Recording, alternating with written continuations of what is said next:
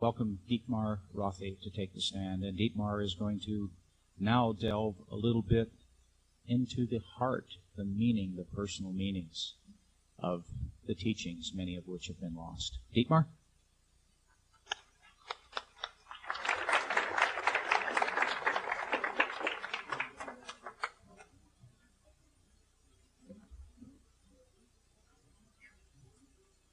Thank you, Bob. And I want to thank everybody here for being here. Spiritual wisdom and the responsibilities of life are not the most popular subjects. Nevertheless, they should be. And what I have to say to you today is perhaps the most important message you may hear in a lifetime. Now, please know that this is the first time I will be speaking publicly on a non-scientific subject. The role of being a preacher is new to me. So bear with me and with my heavy German accent. I will speak slowly because every word is important. You may ask, what the hell does a scientist know about spiritual teachings? Let me just summarize my answer by saying that I've seen the light and that I have accepted the presence of a spiritual realm underlying the physical world, a reality that rules all observable events. My own path from ignorance to awareness is detailed in a recently published book with the title In Search of Truth and Freedom. I will be glad to autograph copies of this book, which will be on special sale after this talk. According to my viewpoint, which is in total alignment with the teachings in the TJ meaning Talmud of Immanuel, extraterrestrial beings have monitored and guided Earth's humanity's evolution for millions of years. We need to get beyond discussing mysterious lights in the sky and arguing the pros and cons of UFO reality. Rather, we need to accept the alien presence and learn to deal with its philosophical impact. And we need to extract meaning and value from this for our own spiritual growth. Only ignorant people with an impoverished consciousness will keep asking, is there intelligent life out there? In truth, the entire universe is alive and intelligent because the infinitely intelligent creation spirit maintains everything that exists within its consciousness. The time will come when humankind must turn around and become reacquainted with the eternal values of life. TJ 36:26. And brothers and sisters, this time is now. Immanuel says in TJ 10:44, truly, I have not come to bring peace, but the sword of knowledge about the power of the Spirit, which dwells within humans. Every one of us has an immortal spirit, which is a fragment of the universal spirit of creation. And the power of this spirit is nothing less than life. The power of this spirit. But why does Emmanuel talk about the sword of knowledge? Because it cuts through the crap.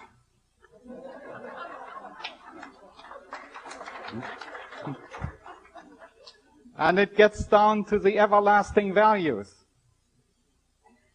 It separates the wheat from the chaff. I will reveal some of this knowledge today, but remember, in the end, it is not knowledge, but wisdom that is important. The wisdom to apply this knowledge to your life and your spiritual growth. There is no I equal to wisdom, no darkness equal to ignorance, no power equal to the power of the Spirit, and no terror equal to the poverty of consciousness. TJ 26:27. Before delving deeper into the teachings of Emmanuel, let me warn you that the eternal truth, as proclaimed by Emmanuel, may be considered the ultimate heresy by those of you who adhere to carefully nurtured and manipulated religious doctrines. Let's see, do we have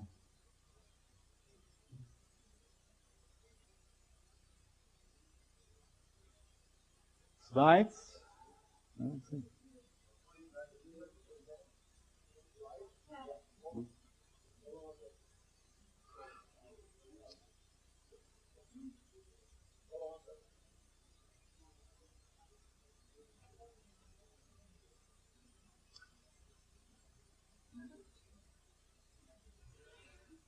As a messenger of this heresy,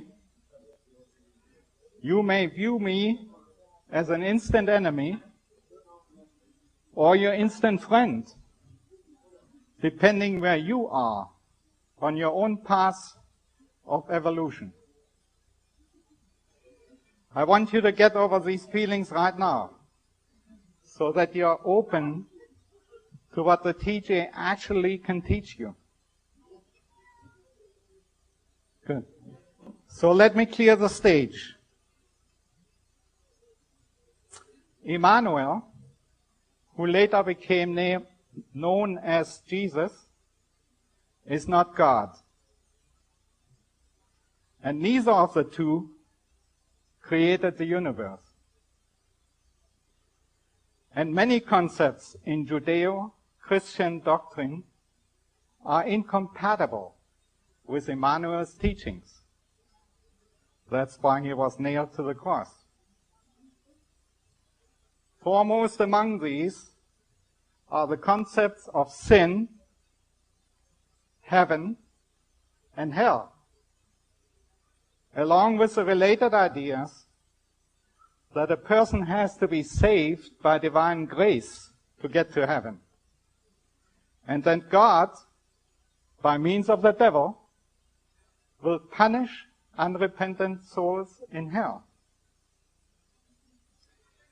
Truly, you will not be punished for your errors by the spirit of creation, because creation is not vindictive. There are only two fundamental sins: ignorance and poverty of consciousness. And you have to find your own salvation through conscious effort by taking responsibility for your life.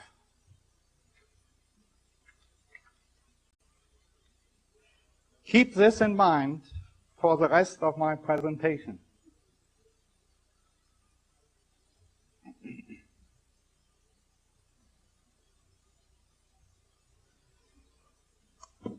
Creation is a conscious living spirit that pervades and embraces every part of the cosmos. It is infinite because it creates all space. It is eternal because it creates time rather than being subject to time. It manifests in every star, in every galaxy, and in every subatomic particle. It is all-powerful because it drives all processes throughout the universe. It is all-knowing because it is the source of all intelligence. It is alive because it is the sum total of all living things. It can appear in any form because it creates all form. It rules the universe, including all conscious life, through its eternal laws. The cosmos contains all kinds of life forms, including gods, space-traveling species, and Earth humans. God is a human being, like all the celestial sons and the terrestrial humans, except that he is vastly greater in consciousness. TJ 4:40.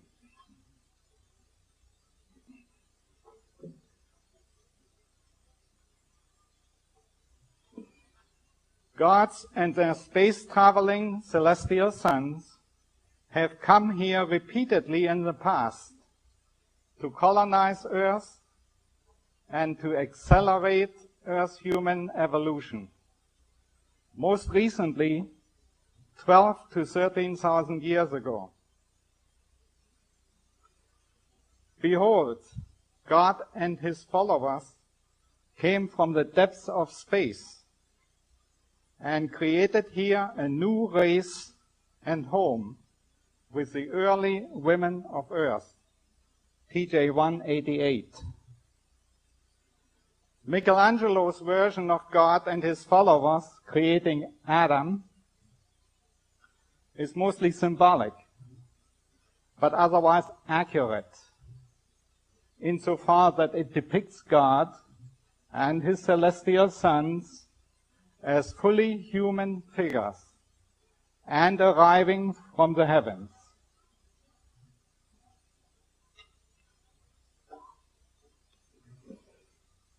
Two space-traveling humans can be found in the background of a painting of the Crucifixion, painted in 1350 and kept in a monastery in Kosovo. Other space beings are shown in cave paintings and petroglyphs dated at 12,000 and 8,000 years ago.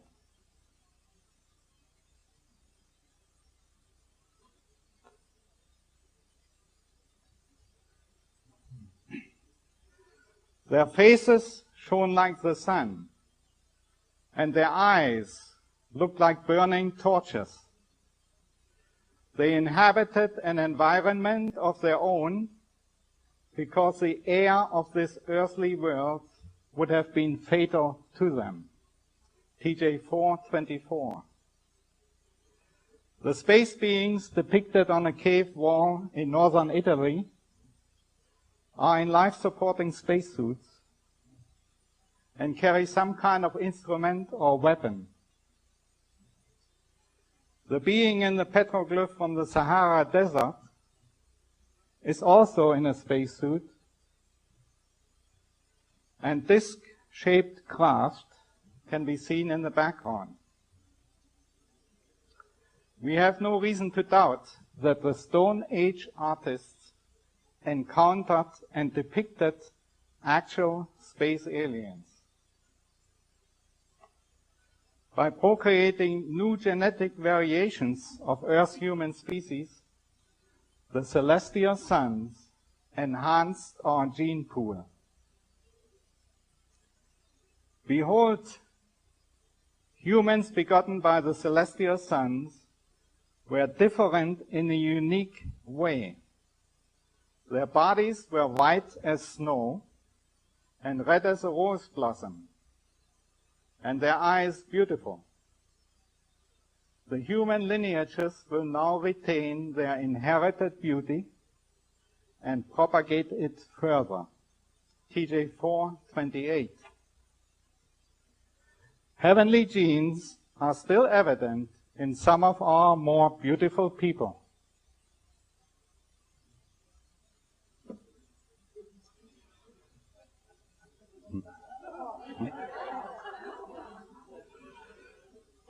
Now that I have your attention, let me get to the more serious parts of the spiritual teachings. Humans throughout the universe are destined to evolve spiritually over many reincarnations. The Pleiadian teachers of Emmanuel define 7 levels of spiritual development.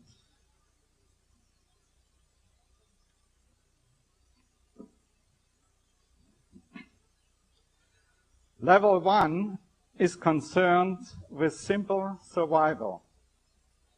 Primitive thought patterns and speech develop. At level 2, rational thought is cultivated.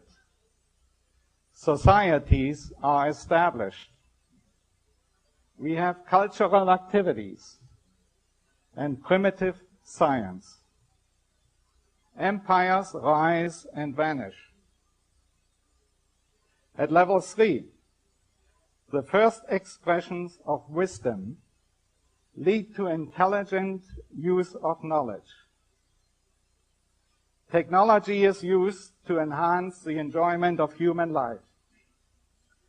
We also see the beginnings of space travel here. Earth's human intelligence and spiritual advancement cover a wide range within levels 2 and 3.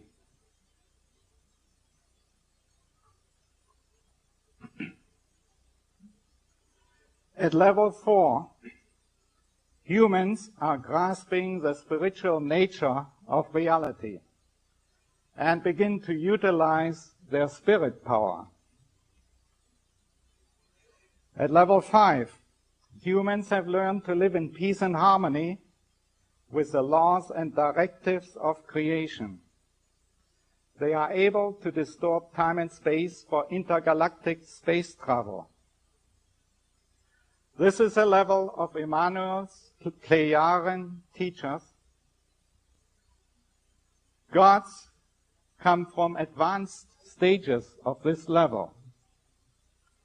JHWH, Ishwish, stands for King of Wisdom.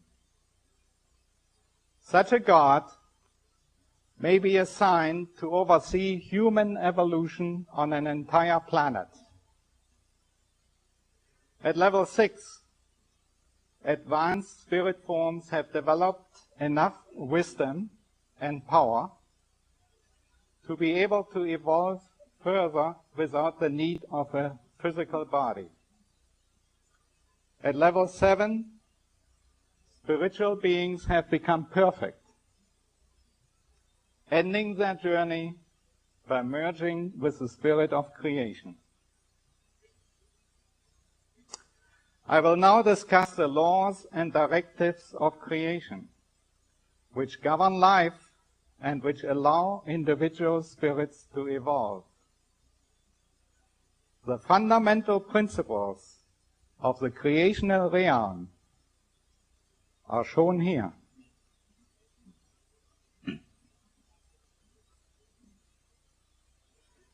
1, nothing exists and nothing happens outside of the consciousness of creation. And 2, all of creation strives towards perfection. This is against the second law of thermodynamics. Please grasp these 2 principles. They are most significant since everything else follows logically from them.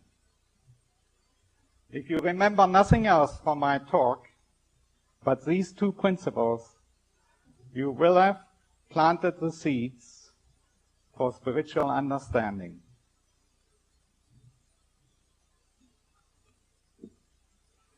Creation evolves over eons of time according to eternal principles and laws, which I have attempted to condense into convenient sound bites here. After my own summaries, I will quote relevant verses directly from the teaching. We distinguish between laws of creation and directives of creation. The laws define the principles and forces governing the evolution of the universe. These creational forces which drive evolution are life, creativity, logic, love, and wisdom. The directives are guidelines for humans on their individual paths of spiritual evolution. I will discuss the laws of creation first.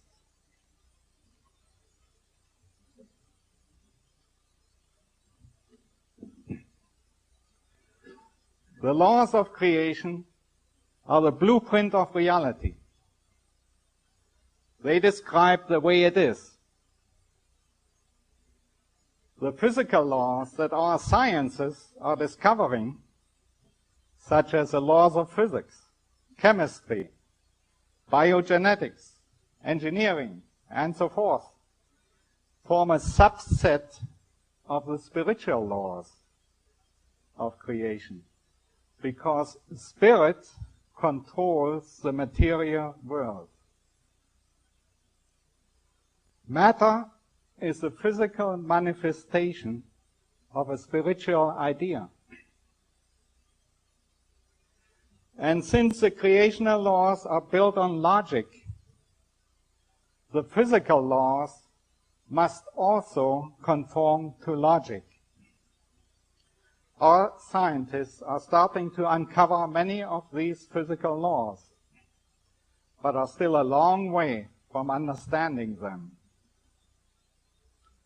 I will concentrate here on the spiritual aspects of the laws of creation, and so I have arbitrarily extracted the 12 most important aspects of creation from the teaching.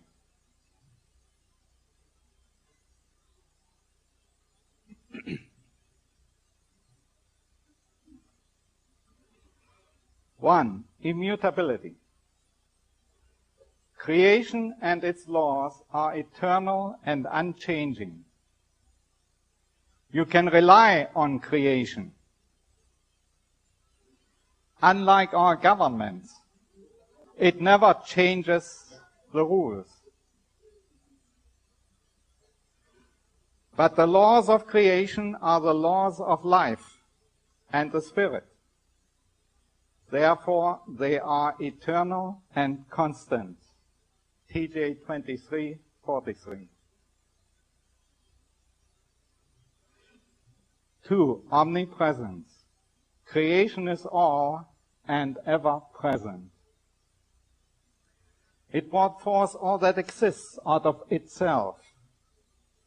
It is the source of all power and endows everything with spirit and life. Within itself, creation is pure spirit and therefore infinite power. because it is one within itself, and nothing exists outside of it. TJ 21:28. Omnipotence. Creation is omnipotent.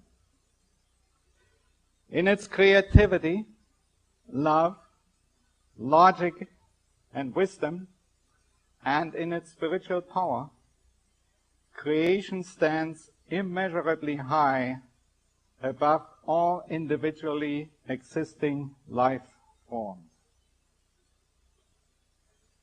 Emmanuel preached powerfully, saying, "Behold, creation stands above humanity, above God, and above everything." TJ 34:1.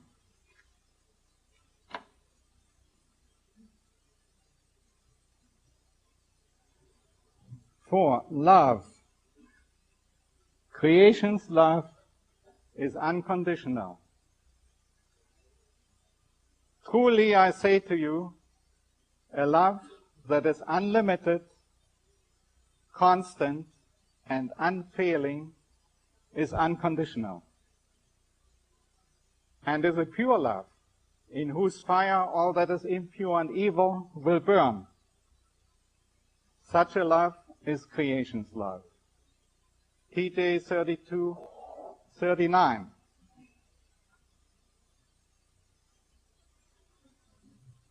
Five, logic. Every effect has a cause. Every action has a consequence. When you violate the law of creation, you have to accept the consequences. If the universe did not function according to logic, our sciences would be useless, because mathematical prediction would be impossible. Commandments and laws are valuable only when they are derived from wisdom, and hence are logical. TJ 26:11.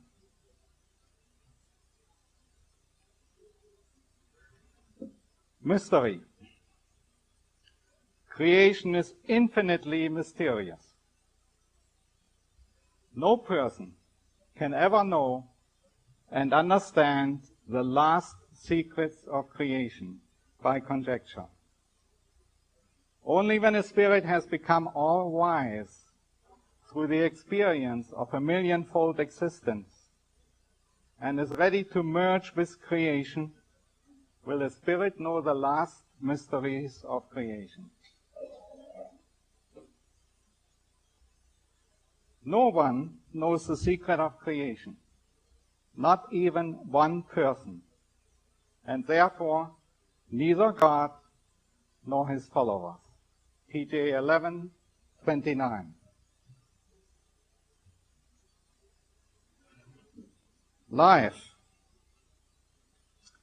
The life force is the power of the Spirit. Life is. It is everywhere, because the spirit of creation is everywhere. There is no hidden meaning to life. Life is an opportunity for spiritual growth. We create the meaning by the way we conduct our lives. And the power of the creational spirit within humans embodies life. TJ 10:7.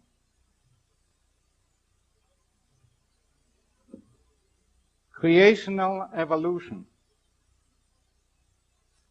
Creation never stops creating in the process of perfecting itself. Since creation is spirit and thus lives, even it must forever perfect itself. TJ 34:3.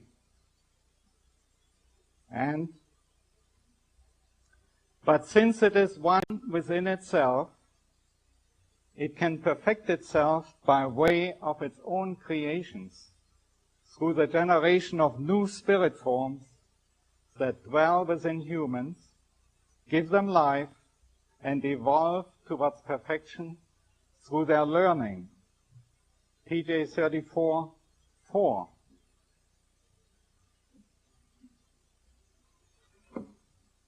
Human evolution. A human spirit expands and flourishes by enriching itself with love, logic, and wisdom.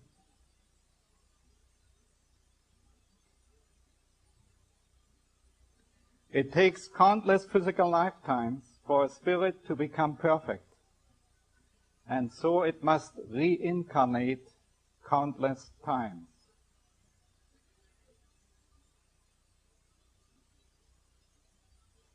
The spirit of each person is created specifically for the task of perfecting itself and gaining wisdom. TJ 21:25. This brings us to the subject of spiritual immortality and reincarnation. Once created, a human spirit is indestructible. That's good news, right? The material life is limited, but the life of the spirit lasts forever. TJ 34:22. A human spirit evolves through the experience gained in many lifetimes, because the spirit can only learn through the experience of life in a physical body. Only through the circumstances of human life can humans develop and use their creational powers in consciousness and in spirit. TJ 32:25.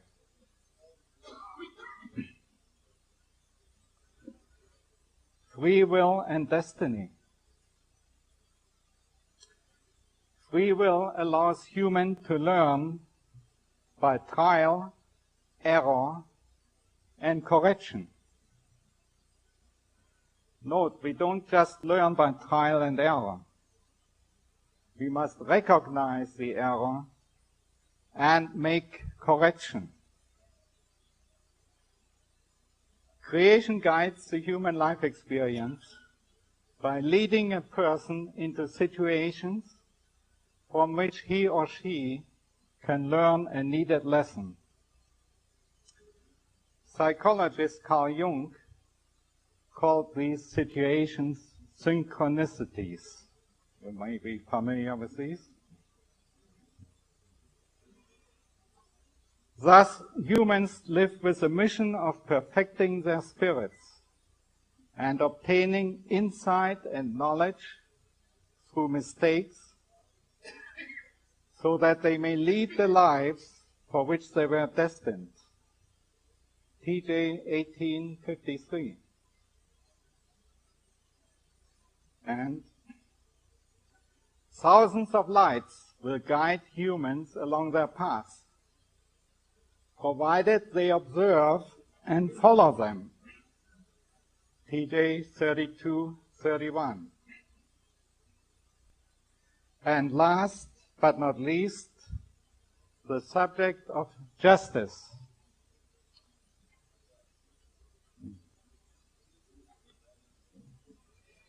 Justice follows logically from the laws of creation. But creation does not judge. If you jump off a cliff, gravity will most likely kill you. But there is no judgment involved. The consequences are automatic. When you needlessly harm another creature,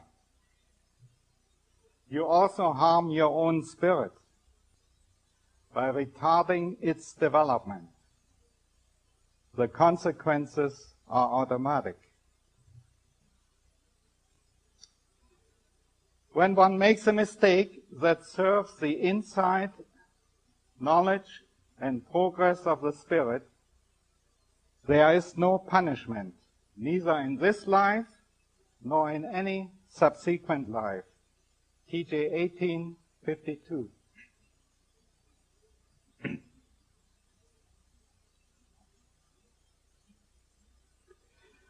Through these laws and directives, which represent creation, humankind in its irrationality will bring cruel judgment upon itself. TJ 25:47. Another bit of wisdom that is rooted in this law of creation is, as you sow, you will reap. Or in street language, what goes around comes around. We may consider this the inverse golden rule. As you treat others, so they will treat you. And this is the way it is. But what is our responsibility within the grand plan of creation? For this, creation has given us two specific directives.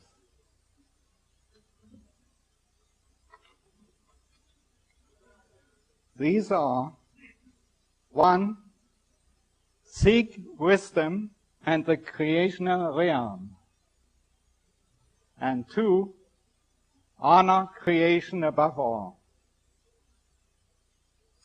In common language, the first directive means take responsibility for your life and your spiritual evolution.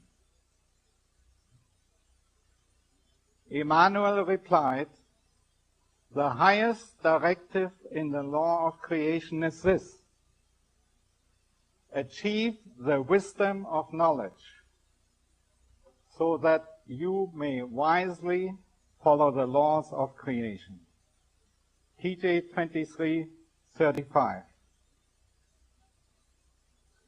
And first, humans shall tend to their own progress in consciousness and spirit, so as to produce creational harmony within themselves. TJ 32:14. I have listed 5 action items under the first directive. 1, perfect your spirit.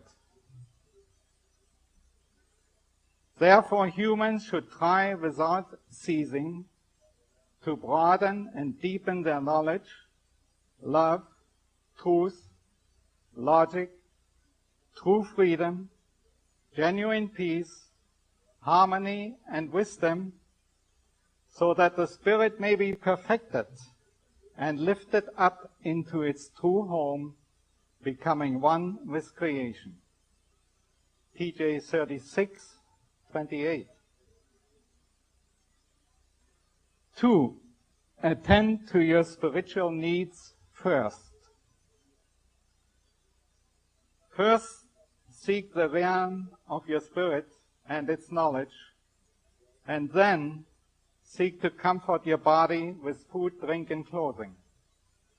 TJ 6:52. And what would it profit them if they should gain the whole world, yet still damage their consciousness? TJ 18:38. 3, learn through life's experiences. Helen Keller said, life is either a daring adventure or nothing. And of course she was right. Seek new wisdom through new experiences. Humans gain experience in the use of their powers and capabilities only by trying daily to unlock them. TJ 32:26.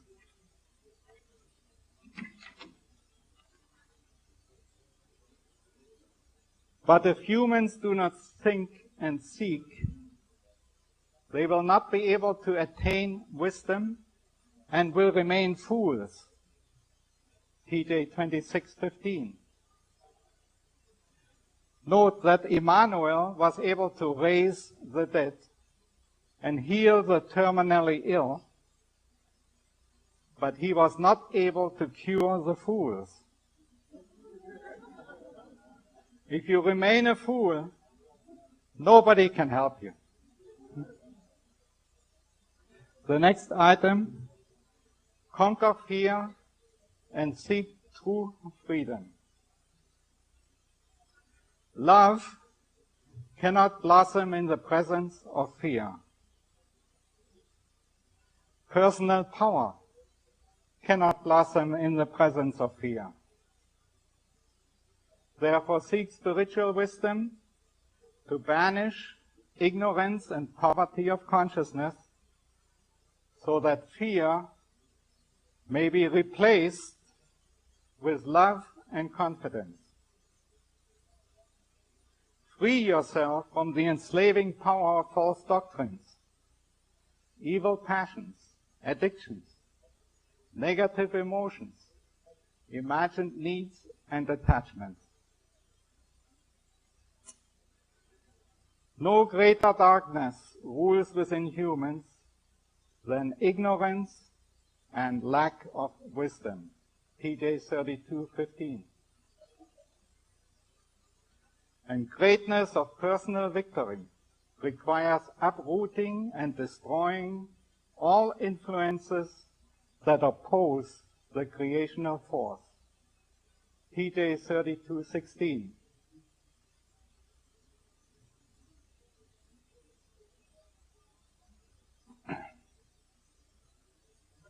And now the last item on the left. Gain spiritual power through alignment. Develop spiritual power by aligning with creation. Create a will that is aligned with the will of creation. So you learn to control your destiny. When a person aligns everything into this unity, making everything into one, and then says to the mountain, move away, then it will move away. TJ 34:49. And know this, whatever a person may wish to accomplish, they must always first create the will to do so, because this is a law of nature. Thus a person determines the course of his life, known as fate. TJ 21:17. The second directive of creation is honor creation above all.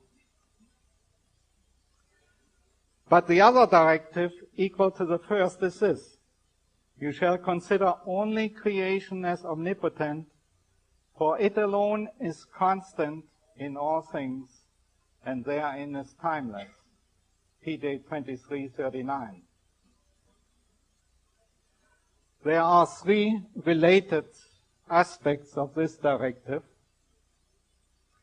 One, honor the spirit within. Love and honor the spirit within you and in others. My spirit, you exist within omnipotence. May your name be holy. TJ 6:12. 2. Respect the web of life. Recognize that all life is interconnected and one in creation. Biologically, and spiritually. Chief Seattle said it well. Man did not weave the web of life. He is merely a strand in it. Whatever he does to the web, he does to himself.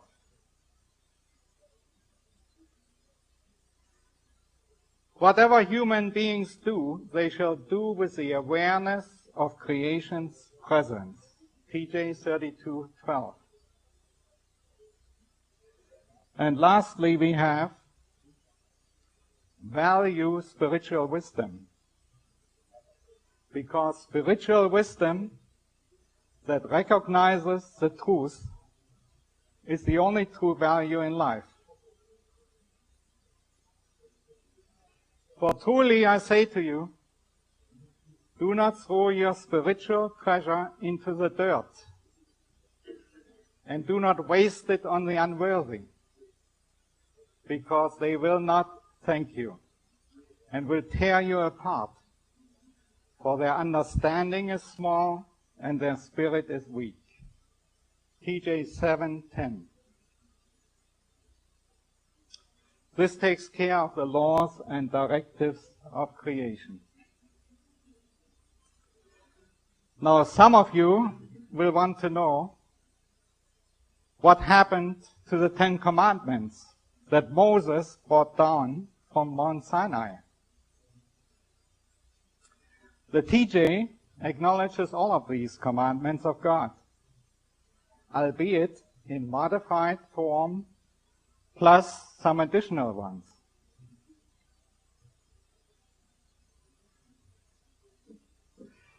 And here we are. The commandments of God define what is right for human conduct in order to make society functional.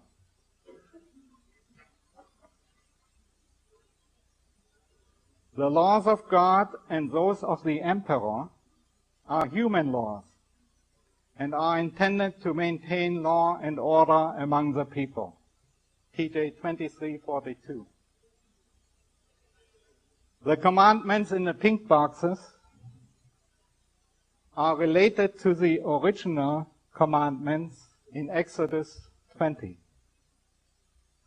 The ones in the yellow boxes can also be found in one form or another in the New Testament. Numbers 5 and 6 in the white boxes are conspicuously absent in the biblical scriptures. We find this strange since the abuse of power and the greed for wealth are the primary obstacles that prevent our societies from achieving peace, harmony, and justice. Could it be that the ancient gods were still afflicted with such human attributes, such as lust for power, for control, and for possessions, so they could not enforce laws against such behavior? I will quote from the TJ only, where Emmanuel's teachings differ greatly from the commandments in the biblical scriptures. Number 1, but the highest commandment of the law of God is this: you shall honor God as the ruler of the 3 human lineages and obey his laws, for he is their king of wisdom and a good and just counselor. TJ 23:36. Note, there's nothing here about living in fear of the wrath of a jealous God. Number 2 in my list is a golden rule, familiar from the New Testament. Everything that you wish people would do to you, do likewise to them. TJ 7:16. Following the golden rule will come natural to you if you have learned to observe the second directive of creation, to love and honor the Spirit within you and others. But note also the following passage from the teaching. Offer your love wherever it is warranted, and punish wherever the laws of nature demand punishment. TJ 5:41. Regarding the commandment of thou shalt not kill, the TJ is also more specific. Guilty are all those who kill when not acting in self-defense. TJ 5:23. Regarding greed and abuse of power, we have: turn away from the evil of your false teachings, which you carry out with arrogance and with greed for power and fortune. TJ 3:12. The commandments about swearing and using God's name in vain is substituted by number 8, be honest and true. Let your word itself be true, and do not swear by anything. However, I say to you that you shall not swear at all. Do not swear by the heavens, because they are infinite and immeasurable.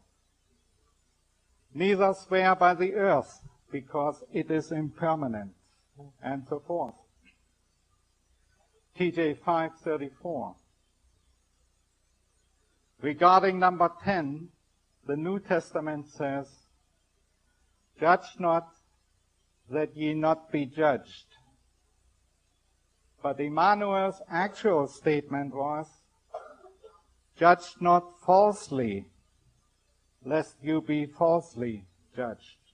TJ 7:1. And one last comment about number 12, knowing your worth. Emmanuel says, it is unwise and foolish for people to let others consider them greater or smaller than they really are. TJ 24:14.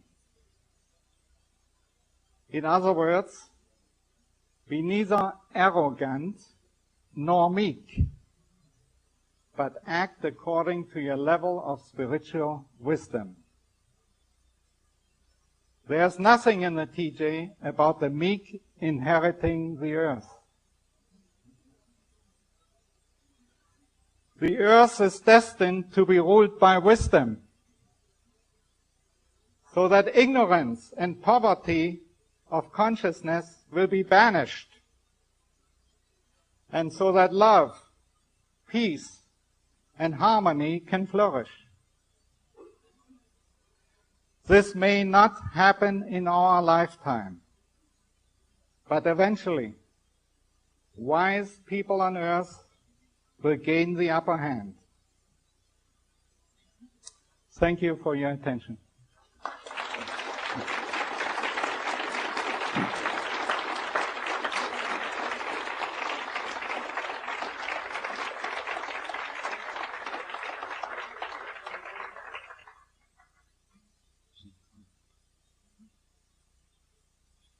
Thank you for sharing a bit of that wisdom from the Talmud. Thank you. Yes, guys, how much time? We have 5 minutes? Okay, if there are any questions, Dietmar will address questions for 5 minutes.